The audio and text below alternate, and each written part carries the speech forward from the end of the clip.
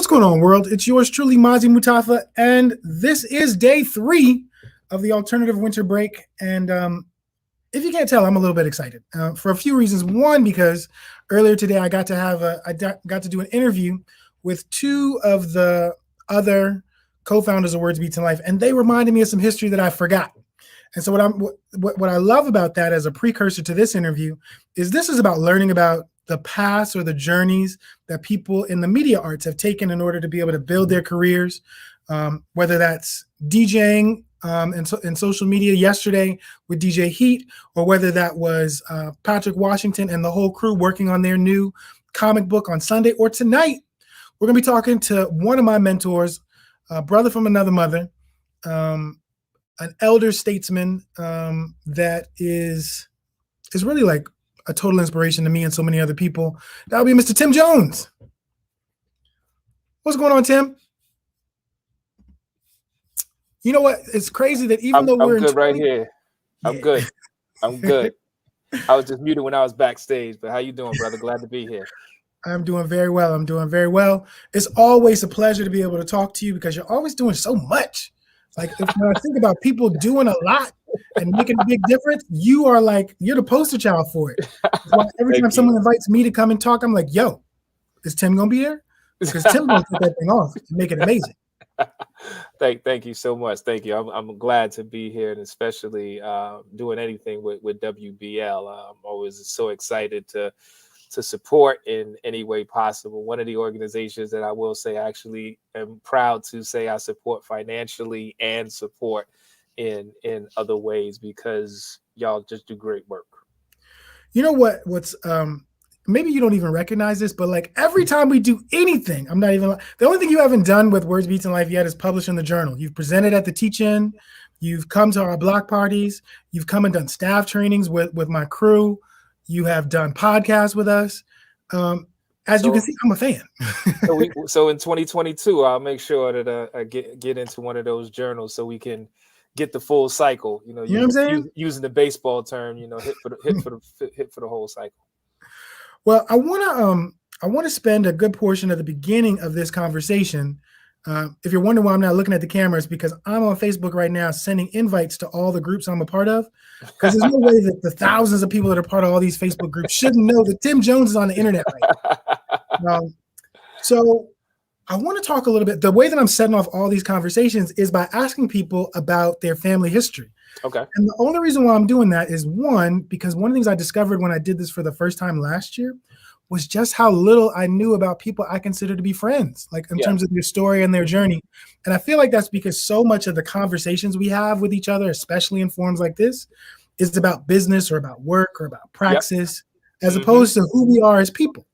Yes. And I think that part of the value in a conversation like this is that for all the people that love Tim Jones who don't know these things either, they're about to find out the answers too. So my question for you is, thinking about your family lineage, okay, who is the eldest ancestor that you're aware of?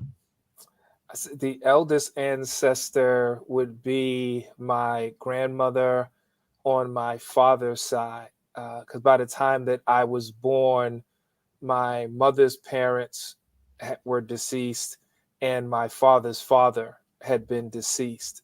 So I knew of them, but my grandmother was the only one that I had met. And then my mother and father separated when I was in middle school, so there really wasn't a lot of contact there. So for me, now that I'm older, I'm starting to pay more attention and wanting to learn more about my biological ancestry, because I've been blessed to have people like yourself that I consider family. But you're right, there is something to understanding that lineage and wanting to be able to share certain things with my children to go beyond just my grandparents. But the short and truthful answer would just be my grandmother, who was in Suffolk, Virginia. What was her name? Frances Yates. She lived to be 91, and so she passed about 7 or 8 years ago. Oh, wow. That's a blessing to have had such a long life and for you to have been able to be with Yeah, her. I know so many people who got that grandparent hunger because they didn't get to meet them at all. yeah. So that's a beautiful thing. Um, so many of the people that I've been talking to in the course of this series are artists or arts managers, creatives of some kind. I wonder, thinking about now your own personal history, what is your earliest memory of doing something creative? And you can define creative and tell us what that is, but your earliest memory of doing something creative. I'd say one or two things. One, I remember trying to draw because I'm the youngest of five boys, and the brother who is right above me in age, he went to a high school in New York City called Art and Design. And I initially wanted to go to art and design like him. So I remember drawing. Hmm. And the other creative thing I remember doing when hip hop really started being a thing, I loved to beatbox. So it would be a combination of drawing and beatboxing. But I say drawing probably came a little bit before that. And so you said the drawing came first because your brother was in a school where he was exploring drawing. Yeah. So he went to in New York. There was a high school in Manhattan called Art and Design, and so he got in for visual art, and I wanted to go, so I would always try to draw and draw little letters and try to do graffiti on my paper. I wasn't brave enough to go out there and try to do it on the trains. Plus, my pops was a motorman for transit, so that was like not a good look. But so for me, it was probably drawing first because of him, but then like beatboxing with my friends and living in the projects where you could get that echo in the hallways and stuff like that. So those are the first two memories that come to mind about doing something creative. That's dope. But was your brother, when he saw your artwork, did he encourage you to? Yeah, he encouraged me. He actually took me to the school when I was in eighth grade. I know we're in the DC, Maryland, Virginia area, and so how there's certain specialty schools in DC that you actually have to audition to go to. Art and Design was one of those schools in New York. So I remember going and taking the test, and I ended up not getting accepted. I got accepted to a high school in Queens called August Martin, which one of my other brothers went to. So yeah, he definitely encouraged me. But once I didn't get accepted, I kind of stopped doing it. Hmm. But still would just kind of dabble with it. But yeah, so he wasn't poo-pooing on me or anything like that. So it was cool. Shout out to T. But then he really didn't pursue it much as a passion. Like he was there, but like he wasn't like you and I know tons of Duke Ellington students who get in and their whole life becomes that. That wasn't him. But yeah, definitely the visual art. So you said that was in eighth grade. Yeah, like seventh or eighth grade. I took the test in eighth grade, but I started drawing like sixth, seventh grade, and he realized it, and then he was like, "Yo, I'll go with you, so you can take the test, and if you get in, that'll be cool." Because we're 3 years apart, so my ninth grade year was his 12th grade year. So if I had gotten in, we would have gone to the same school for 1 year. Got you. And so you said your other artistic passion at that time was beatboxing. Who was the community around you that supported that passion? That was just like my friends, and it would be because the Fat Boys was from Brooklyn, and and I remember seeing Crush Groove, and especially like Prince Marky D was kind of East New York, so he grew up not too far from me. So definitely having an affinity for Fat Boys, being blown away by Dougie Fresh in the show, and at the time not realizing that one day I would be a writer and MC and all of those things because I was kind of shy growing up. So beatboxing was a way to be a part, but not necessarily be front and center. Right. It's like you could be in the school and getting your, but other people would be bringing the word. So as long as I was holding the beat, nobody would be like, "Yo, that beatbox was whack," but somebody would say that those rhymes was whack. So it was just doing that with my friends and just having fun. But we never like did it enough where we formed a group and presented ourselves as such. Like, and I'm sure we're going to talk about this later. I think it's a huge step between you doing something creative and you identifying yourself as a creative. You know what's really funny? This actually wasn't where I was going to go, but I'm curious based on what you just said because I've been really wrestling with this idea. Someone who's not connected to hip hop at all was like, "So Mazi, what do you do?" And they asked me, "What do I do?" And I didn't think about words, beats, and life. And my answer was, I work to awaken the artist within every human being that I meet, because I believe that every single human being is an artist. Um, I know that most don't identify as artists because when I ask the question, I walk in the room and say, "How many people identify as artists?" And only a couple people's hands go up.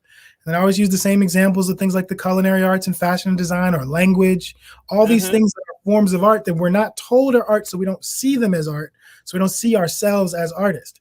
And the reason why I said I'm like really about that life right now because I believe that as much as we encourage young people to aspire to be leaders, I think we would actually be better served if we inspired young people to be creative and affirm their creativity, because ultimately leaders must be imaginative, must be creative, must be able to solve problems, must be able to make things they imagine real. And so Facts. like I feel like if everyone thought of themselves as an artist who had something to contribute, we'd have anyway. So that's what I'm thinking about. So when you said there's a difference between being creative and being an artist, or everybody doesn't identify. Say more about what you were thinking.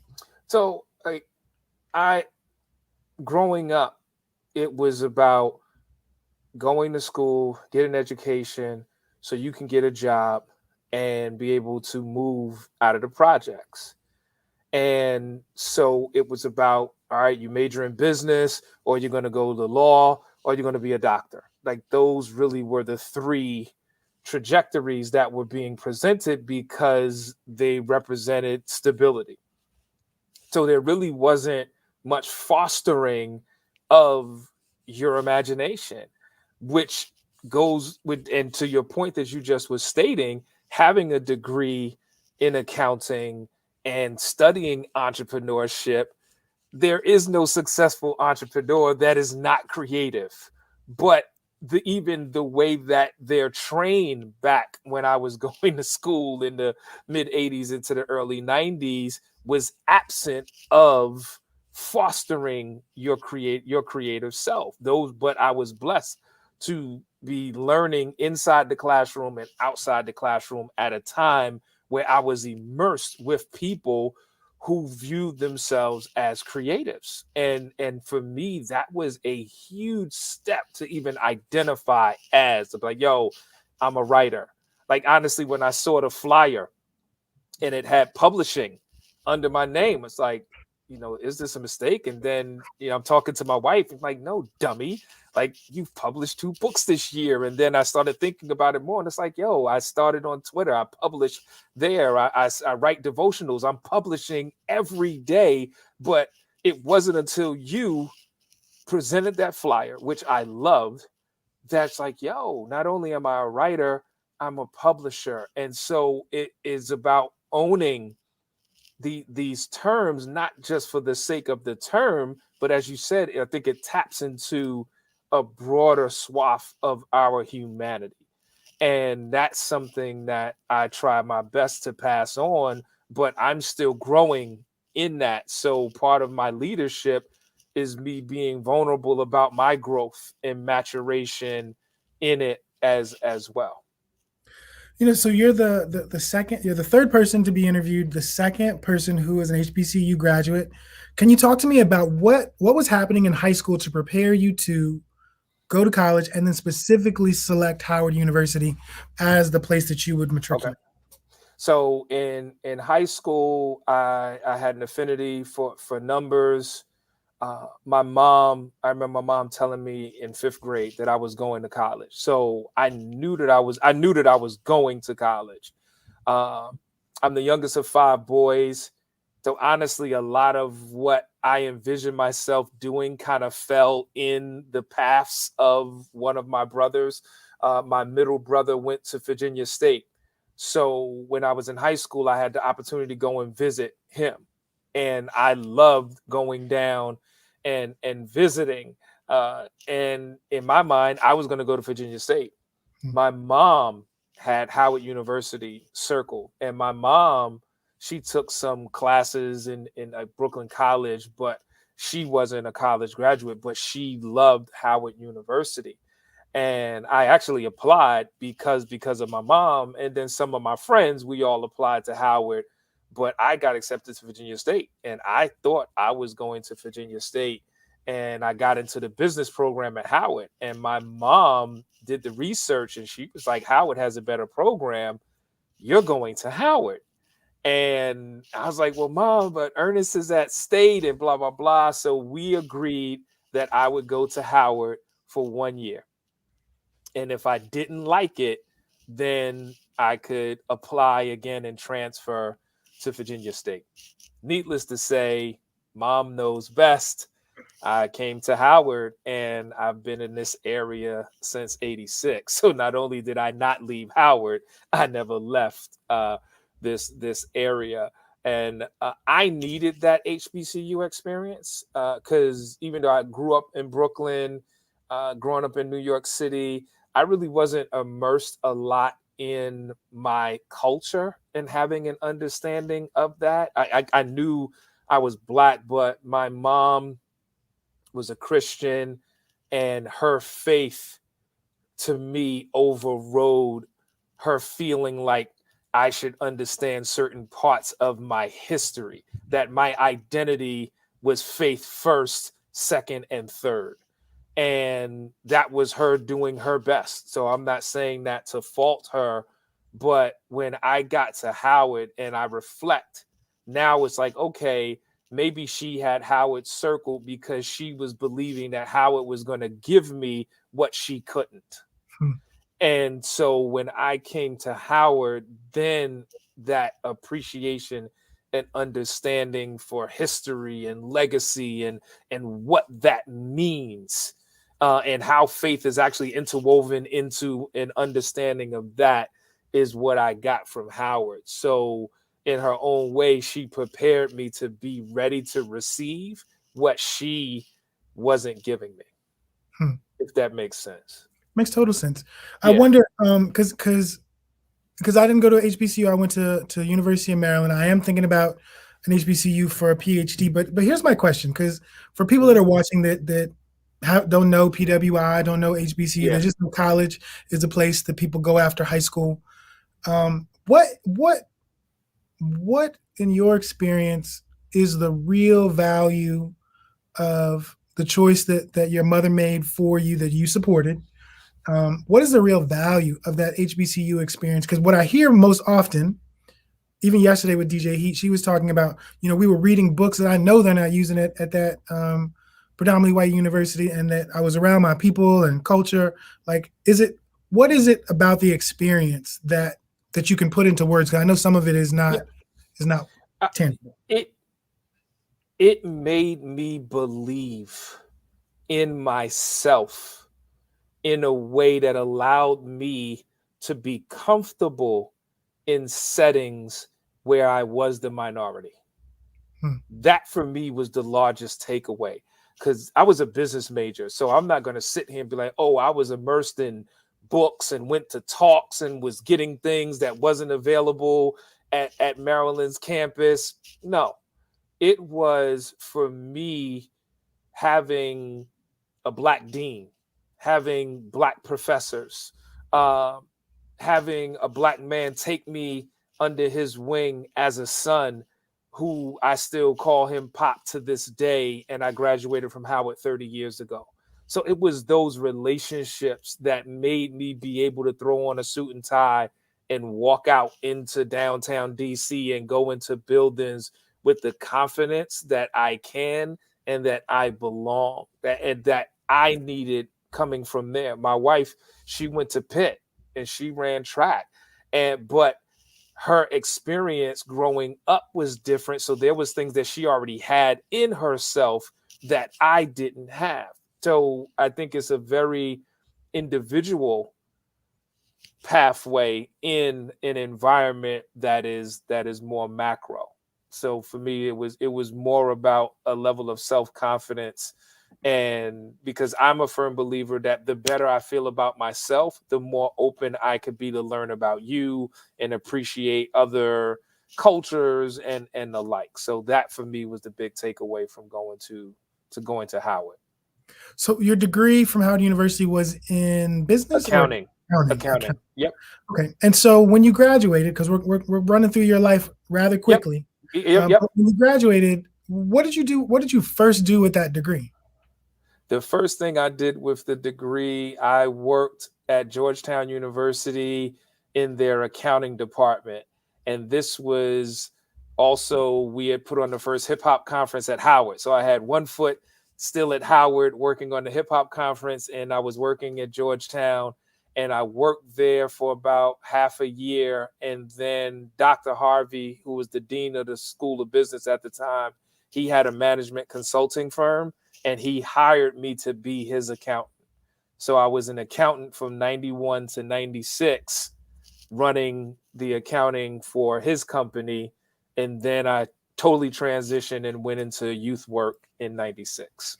Thank you so much for reminding me to get back to Howard University to talk about extracurriculars. Yeah. Because one of the things that Tim, that's part of his CV, part of his record, part of his set of accomplishments is being one of the co-founders of the world's first hip hop conference at Howard University. Can you talk a little bit about, first off, as someone who was in accounting, what exactly made you decide you wanted to be a part of the creation of a hip hop conference? And then what was your contribution? And maybe who were some of the other people that were part of that initial? So and really quick, there was a student takeover in 1989 at Howard University, and the students that led that were part of a group called Black Nia Force. Two leaders from that group was Raz Baraka, who is now the mayor of Newark, and April Silver. From that, they ran for HUSA, which is our student government. April was the president, Raz became the vice president. They then partnered with Haq Islam and some other individuals from the industry to put together that first hip hop conference in 1991. I was the first business director with HUSA. So I was a part of the student government that was co-putting on the conference. And the hip hop conference at Howard is the first national hip hop conference to be held at a college or university. There was a hip hop conference that predates us, but it wasn't focusing on college. And is that Jack the Rapper? Jack the Rapper was before us, and then there was a hip hop conference that was in Newark that Dr. Tondi Hicks Harper for Youth Popular Culture Institute was instrumental in, that I think was in 89, but ours was the first that was for students targeting the community as opposed to being more artistic centric. Gotcha. And so for that first year, it was really part of our student government project. In 1992, we created the Cultural Initiative Incorporated, and then the corporation put on conferences 2 through 6. And so there, I just continued on. And then for the last 3, I was the president of the corporation that continued on. So I participated in all 6, but that first one, it was more part of being student government. So that was my initial role. It was handling the business because I was in business school. What kind of a difference did being involved in extracurricular activities make for your college experience? It actually made my college experience worthwhile, to be honest, because the extracurriculars cemented the relationship. The extracurriculars provided the space to ideate, to dream, to create, to actually apply not only some of the things that we were working on in class, but to just get to know each other. So definitely the extracurricular was just as valuable as the curricular. So in some instances, calling it extracurricular is diminishing. It really was an extension of that true curricular experience. And people now, you have to imagine a space before social media. So now, so in order to meet people from other parts of the country, it was when you were part of doing extracurricular things. Whereas now everybody can grab their phone and make connections and this, that, and the other. That wasn't the case, And so for us, it was like, oh, there's a party at Maryland. Like that was like a field trip. Oh, you're gonna slide over, like the Black Student Union is doing something in College Park or this, that, and the other. So the extracurricular wasn't just on Howard, but just navigating DC as a whole, and where you had to physically be there or you had to hear about what happened. So it definitely helped with the ability to effectively network, to understand the power of relationships, and to learn more about yourself, because you got to try different things. It's like, all right, I really like this, like, I really don't like that. But definitely it formed relationships that honestly I still have 30 years later that are really beneficial to my life. Tony Asante Lightfoot just chimed in and said, I love how all Ah! of the extracurriculars of your life were essential to your education. Shout out to Tony. How are you? So at what point do you decide to shift to working in youth development? So you're at Georgetown doing accounting. How long after that do you decide to make this shift to apply your knowledge around youth development? So I was at Harvey and Company for 91 to 96. We were doing government accounting, and the government contract came to an end, and he held me on the company as long as he could. And I came to the realization that I enjoyed who I worked for and who I worked with more than I enjoyed the work that I was doing. So I was at this crossroads.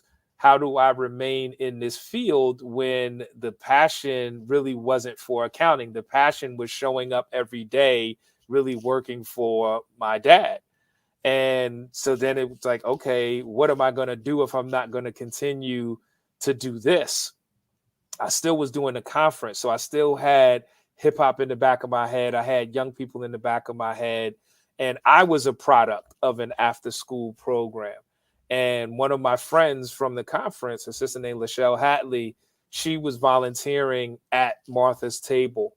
And she told me, like, hey, they're hiring for their teen program. And I remember showing up, and this is pre-gentrified DC. So this is 14th and U, even before the poetry scene and State of the Union. This is before the Green Line. So this is kind of slightly post-crack, 14th and W. And I remember like showing up in my blue suit because I'm trained in business. This is how you come to an interview, and people in the street thinking that I was a undercover cop. And I remember interviewing where I had passion, but I didn't have any experience. And I just remember telling, his name is Stephen Washington. And I was like, listen, if you give me this opportunity, I promise you that you won't regret it.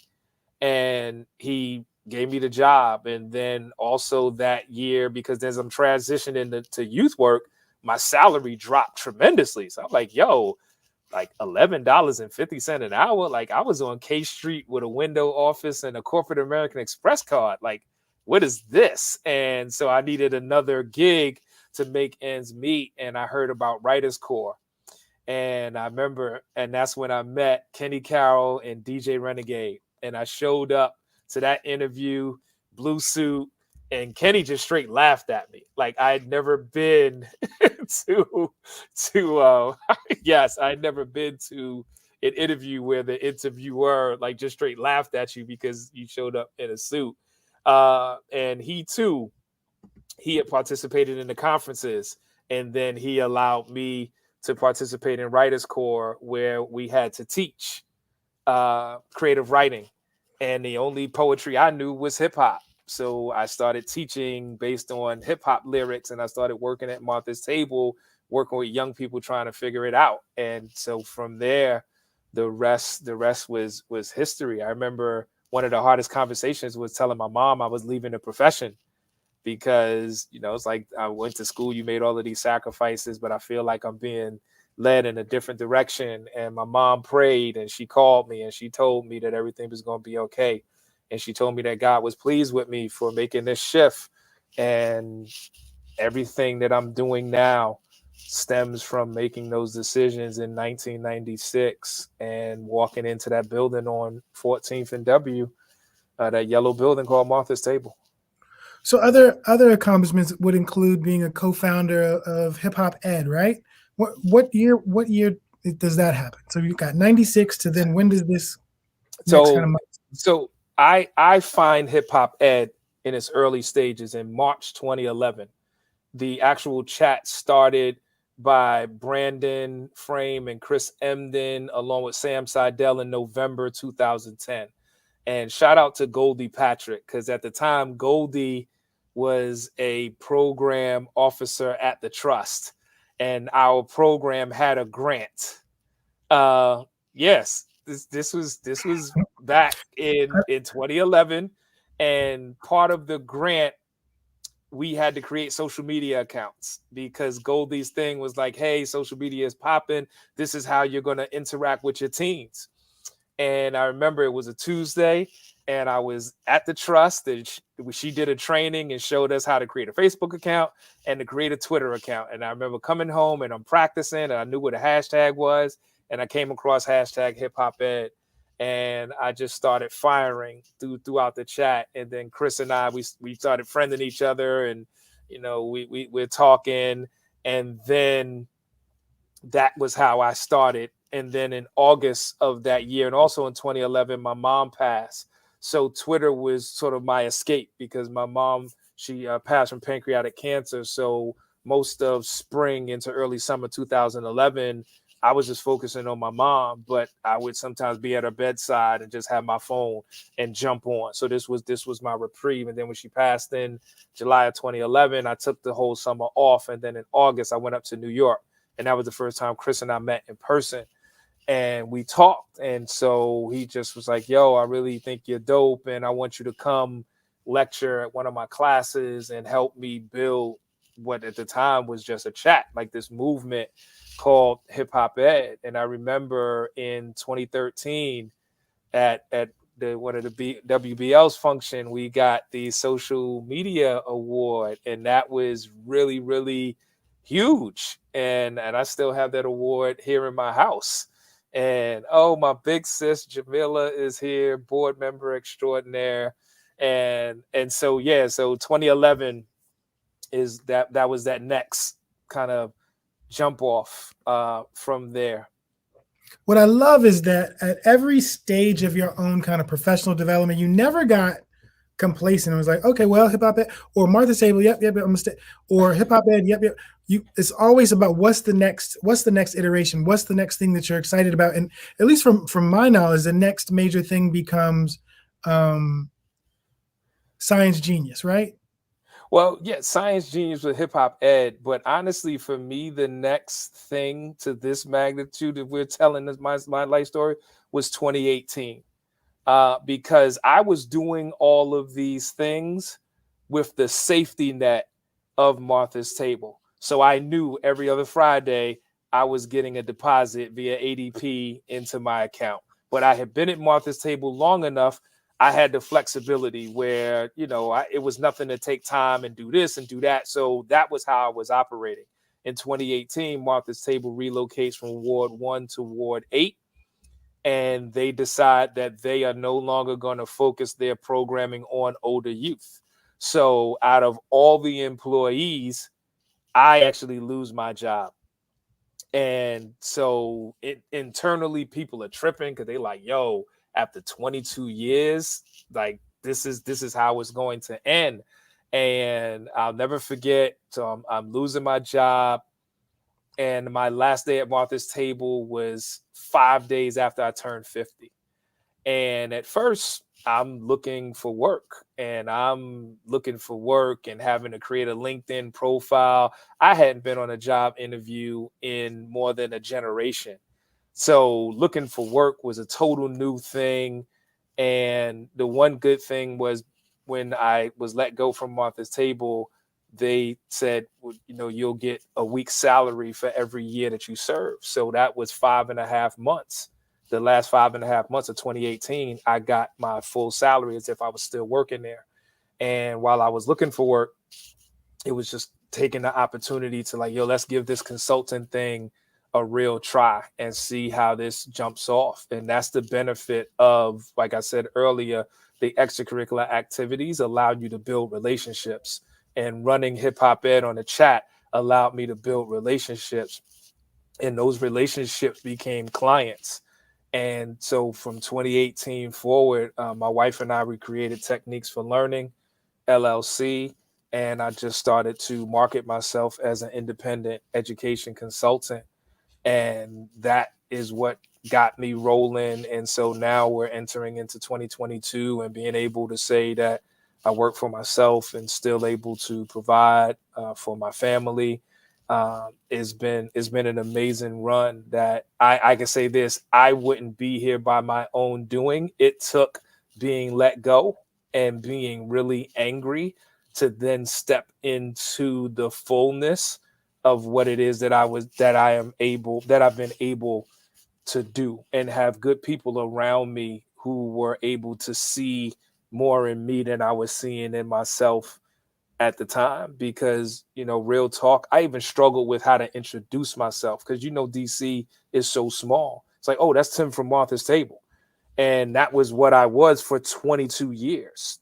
And so now I'm Tim from, like, and just even having to change that, and something as simple as that, but something that was really profound as that, and then getting a business off the ground, and then a pandemic hits, but then you're able to grow and thrive in that. So it's really been a great run. And I'll say in 2017, I started writing when my son went to college. So those things, 2017 and 2018, were really instrumental in me stepping into this phase of who I am and what I'm doing now.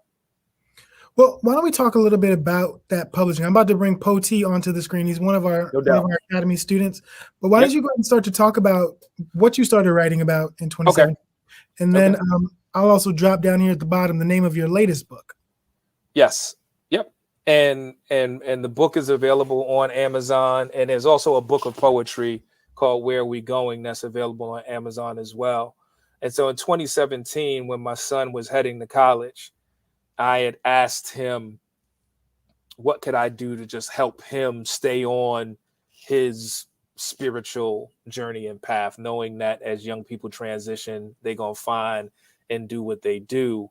And we had agreed that I would send him a text message that would be a scripture along with some thoughts about that scripture.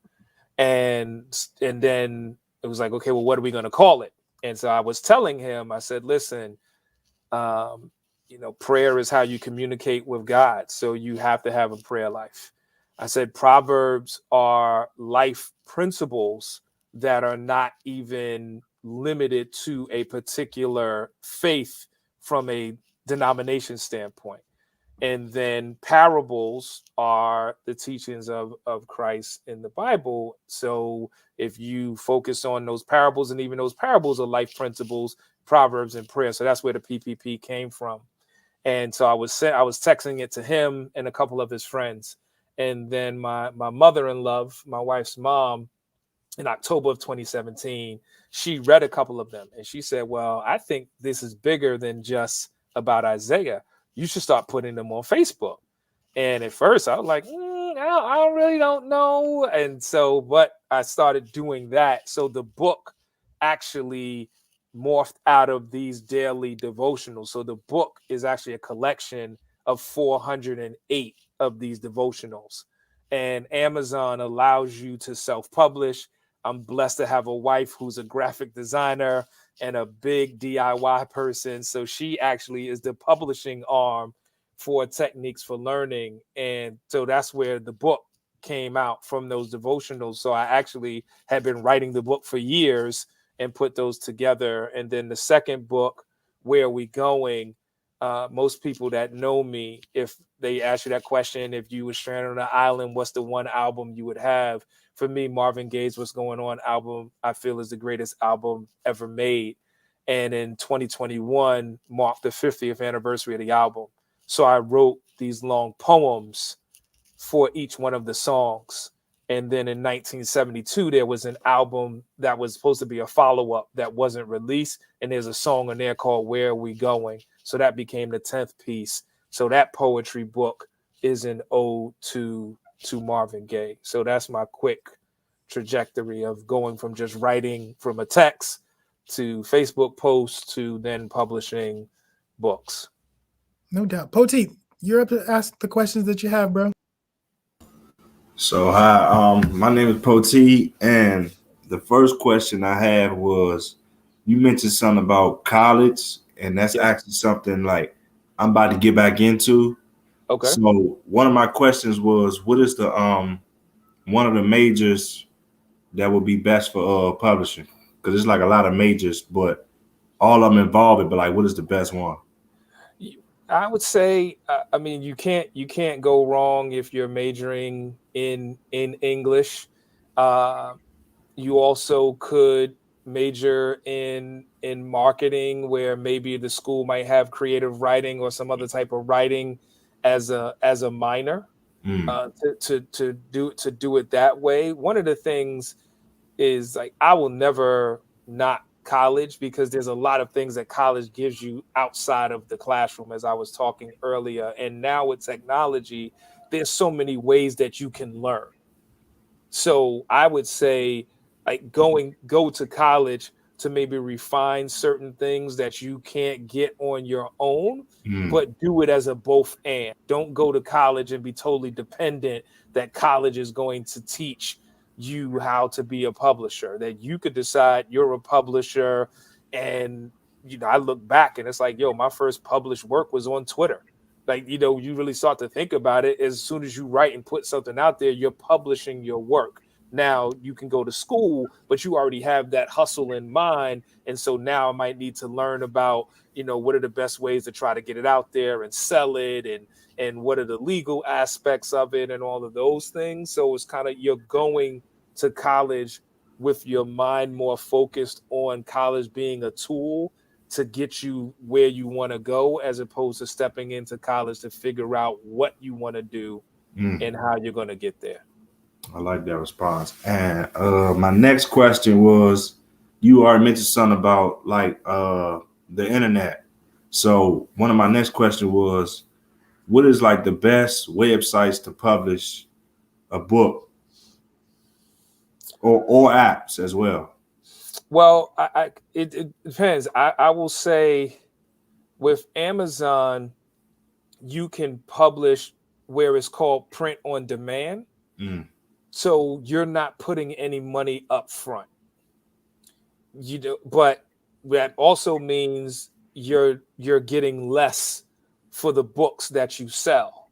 There are other companies, if you do quick searches, that are out there that may do print on demand, but you may pay a certain amount for their fee, which means that you get more. But I will say, with Amazon, like, for example, the devotional book, because it's so many pages and it's color, in order to make any profit, the price of the book is $36.50. But as an author, I can buy the book for like $15.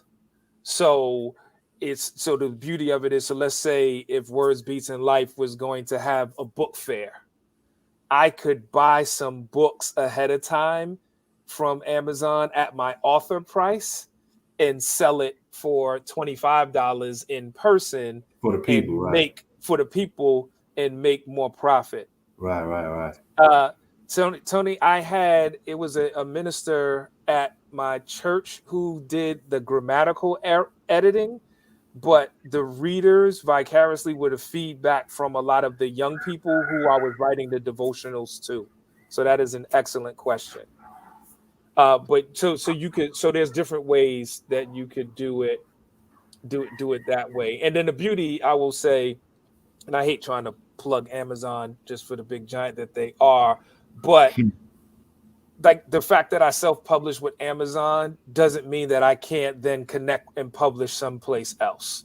Like, it's no type of contractual arrangement where, like, I'm signed to Amazon and they have exclusive rights or anything to my work. It really is just a service, but it was a way just to get the product out there. But there's a lot of things that I see now on the internet where some people are totally self-publishing. I think for you, it would be kind of evaluating your network. Mm. Like if you have a large following on social media and you have the funds to self-publish where you can print and have the copies and I can get them to people, or I may do an ebook that people then can download. So there's a lot more ways that you can go about doing it. I think it would just be you taking the time to see what would work best for you based on your connections. Thank you. Thank you. Any other questions? Nah, you pretty much covered it, because Amazon is actually something that was that I wanted to publish my books on and like know the worth of my books. So you really helped me out a lot. Yeah, because what will happen is when you put together the schematics of your book, they'll then send you a master copy for you to evaluate and be like, okay, this is good to go. If you don't have someone that can do your graphic design, then you could pay them and they'll do it. But if you know somebody, I mean, you're part of the WBL family, so I know you know someone. They will then tell you what this price point should be where they can get their percentage, and then you just evaluate on top of that, like, okay, if I charge X above that, then what is it I'll make from it? But you'll definitely make more if you get your own physical copies from that and then just do it out. No, I have not been able to tour with the book during the pandemic, so I'm hoping to do that in 2022. Yes, I need to connect with you, Tony. Poti, thanks so much for joining us. Thank you. You're welcome. Thank y'all as well. Yes. So we've got a couple of questions. So okay. You haven't done any readings at all online or anything?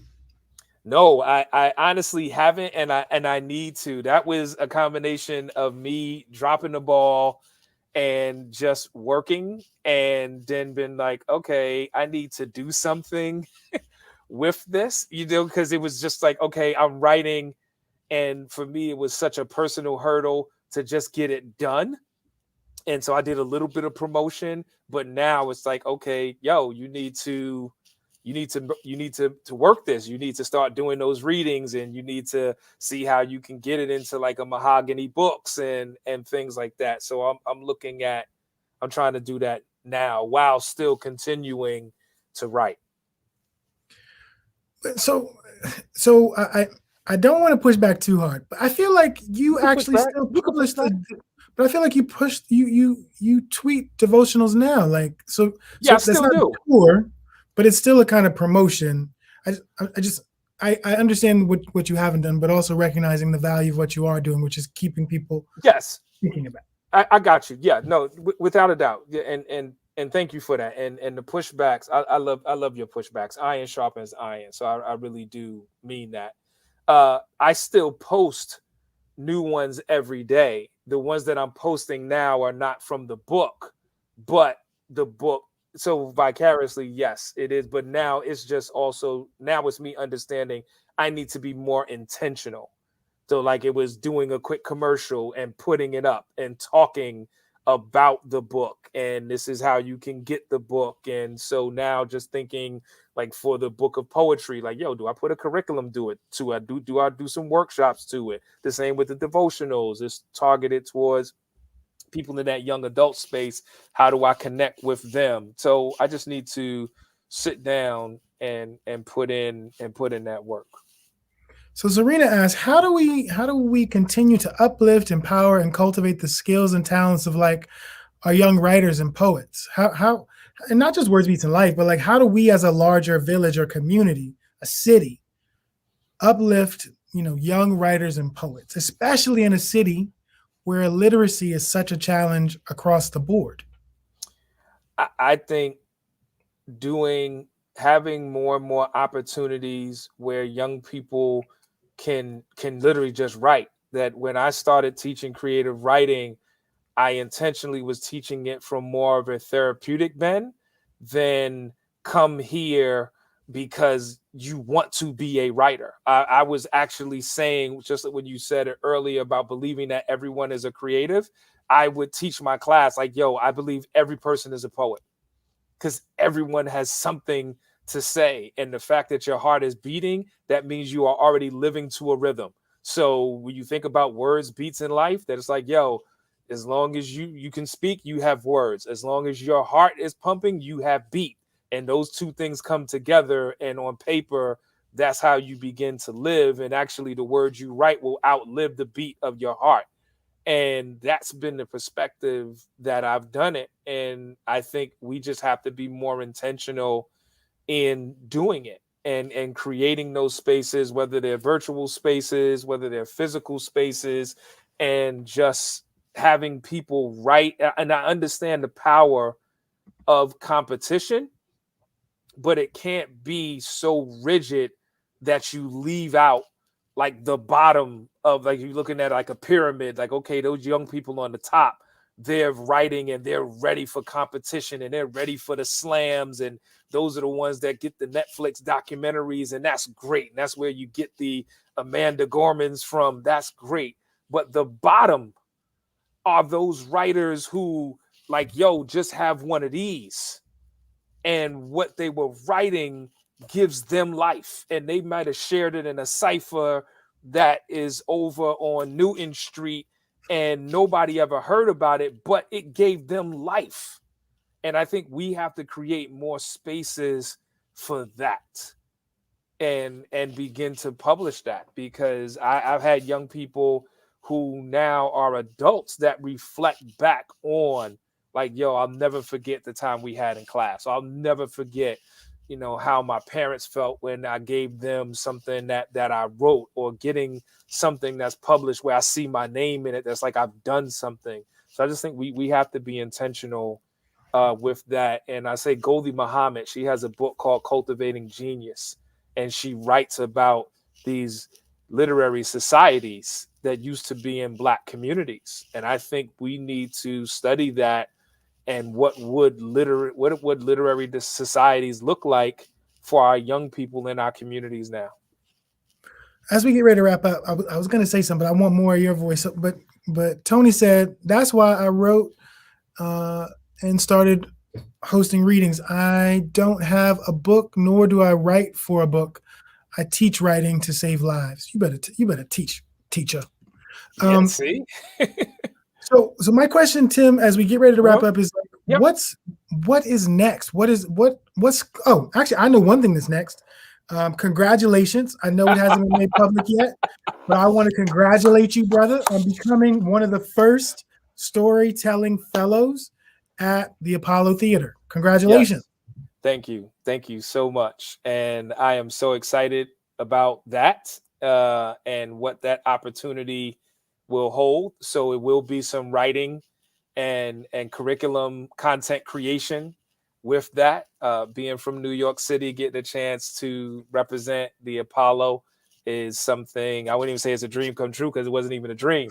But shout out to you for the nomination. So I really am excited about that. Hip Hop Ed is part of a accelerator in 2022 to kind of help us think more organizationally as what that next step will be. So that's something that is coming forth new. I know Jamila passed through here, and I'm part of the advisory board for We Do It for the Culture. So I'm looking forward to that. I was going to say something about that. Oh, okay. You joined Jamila's advisory board. No. But see, there's a difference between. I know. Because I was going to say the beautiful thing is you joined her advisory board, and she joined our board because of you. There you go. So we got it. So I'm still safe to walk on Newton Street, not get jumped. But and definitely looking forward to writing more in 2022, and looking forward to writing more in 2022, and just continuing to do the work and wanting to support organizations like WBL. So yeah, looking forward to a lot of things, but definitely, I think sometimes people talk about what they're looking forward to as if where they are now is a total deficit space. And whereas I am really happy with where I am, not from a state of complacency, but I really am thankful. And I know that there's a lot going on wrong, but I don't want to be robbed of taking those moments to just really be thankful and appreciative for the life I have, and appreciative for the people in my life, such as yourself and Jamila and Tony for getting on, and even having an opportunity to meet the young brother who chimed on. So it's good, and just looking forward to things getting better. We do a weekly video devotional, which is another spin of the book. So there's a YouTube channel called Prayers, Proverbs, and Parables. So yeah, just looking forward to that, and entering year 24 of marriage, which is always great. So always looking forward to that continuing to get better and better.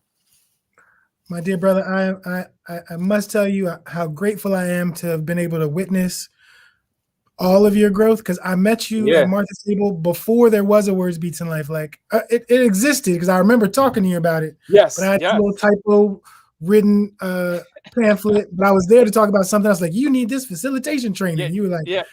We ain't making no training, bro. We get that for free. Get out of here. but nah, you know, I do appreciate, and this is if nothing else, for people to get to see you and I as brothers go through these different stages of growth and still support each other and still love and still respect each other. I think the modeling of this is something that would be invaluable for young people to see, that even though you're not on the same path, but you support one another. And when they put that bat signal up, you make it a priority because you know they would do the same for you. And so I feel like, in addition to the content that we're pushing to teach, I feel like the modeling of our lives as brothers and entrepreneurs and husbands and spiritual men are also things that young people and the community as a whole really need. And I think along those same lines, thinking about all these sisters that are in the comments here supporting, like seeing healthy relationships and collaboration. Without a doubt. Across identities, I think is a beautiful piece of what's going on. That's not to diminish what you said, but just to no. You just adding on to it, but you and I know, you know, like PE said, brothers gonna work it out. There's some work that we got to get done, and just wanting that to be an exemplar, but definitely for the community as a whole, we gonna make it. We're gonna be all right.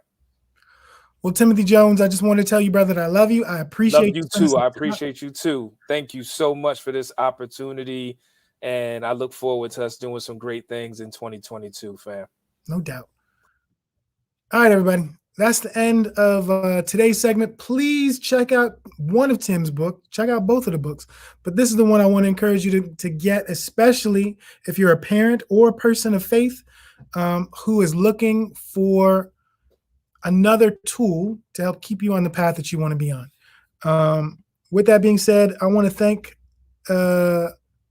Sonny for tuning in, Jamila for tuning in, Tony for tuning in, Serena for tuning in, Tim for being here, and for all of you who are watching this, please share this video. We've got two more installments of this alternative winter break. If you're interested to have young people in your lives, there's also an opportunity for you to enroll your child in the Words Beats in Life Academy, which is which is getting ready to enroll students for classes that start January 10th. Just visit wblinc.org/academy. And we want to welcome your child into our community. All right. With that being said, just want to say peace, y'all. Let's take you on a time jump, virtual Zoom, bringing it back to Theodore's bedroom. These hands are passionately polysyllabic, putting the Jeopardy theme on swings. 10 dons giving predictions, balancing vibes like the sons and daughters of Ipwan. Ear to the underground, flicking off. Peppermint, fresh experiment, let's go. El Premier Elemento, you gotta take your time, press your fingers to the line. Red man, focus your mind. And once you do that, you're at the front of the combine.